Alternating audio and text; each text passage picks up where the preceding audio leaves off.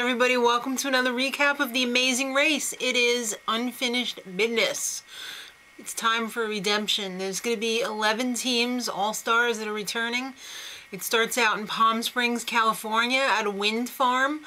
Let's see. There's not a winner amongst you. You're all losers. Well, Phil didn't say that they were all losers, but that was pretty obvious if there's no winners. So everybody, all of the teams have a second chance. Some of them came close to winning, some of them not so much. All right, so the first team to check in after the first clue, it is going to get an express pass, and that's going to be very valuable because you can fast forward through any task that you don't want to do on the race. It's good. They're going to have to... the clue is not waiting on their luggage like it usually is on the first leg of the race. They're going to have to go figure out that Phil wants them to bring back a paper airplane that says Qantas on it because that's the airline that they're going to be flying on. So the last one to bring back the clue is automatically going to be U-turned at the next detour. So the first 8 teams to check in with the clue with Phil get on the first flight, and the rest of them are on the second flight. So on the second flight was Keisha and Jen, Gary and Mallory, and Amanda and Chris.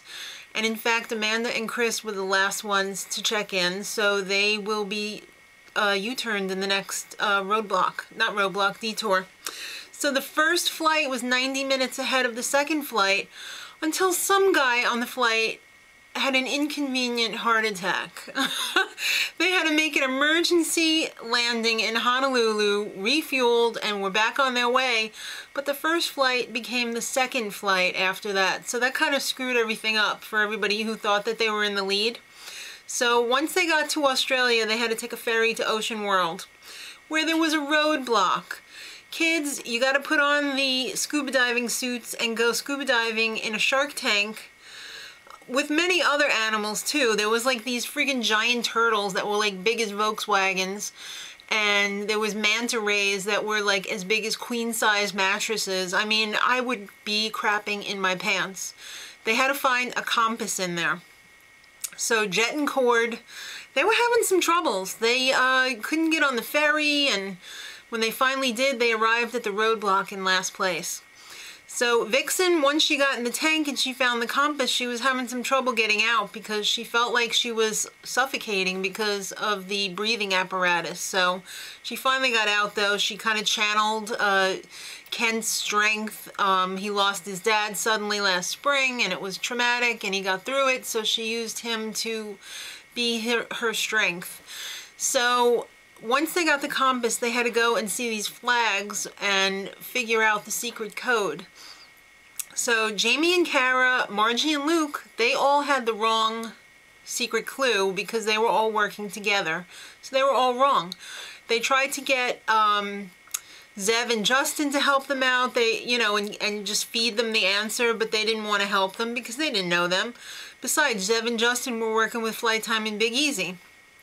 So Ron and Christina were the only ones that would help the losers. I'm sorry, I'm just not a big fan of cheating on the race, and I'm not a big fan of working together. I think it should be every team for themselves, but I mean, if that's how they're going to do the race, that's how they're going to do it, but I'm not a big fan of it.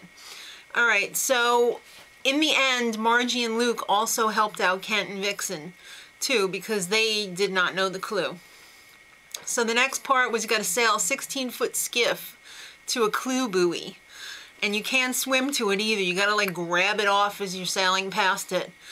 I don't have good experience with sailboats. My uncle had a 45-foot sailboat or a 48-foot sailboat. Didn't like it. Didn't like when the boat went like that because I didn't want to go in the water because it was off the Jersey Shore, and you know what? There's freaking sharks there, and I don't like sharks. So Jamie and Kara capsized. They probably weren't heavy enough, and they didn't know what the hell they were doing either, as they didn't know what the hell they were doing when they got that red hair. That color's not in nature, ladies. All right, so Shelly Beach was the pit stop. Gary and Mallory went from second to last place into the first place slot, and they got the express pass. But the bad news, says Phil, is you're still racing, and the next clue is you're headed to the back and beyond, and that's pretty much all they gave us. They didn't let us know anything about the next clue to continue the race. So Amanda and Chris, who were in last place, came in second.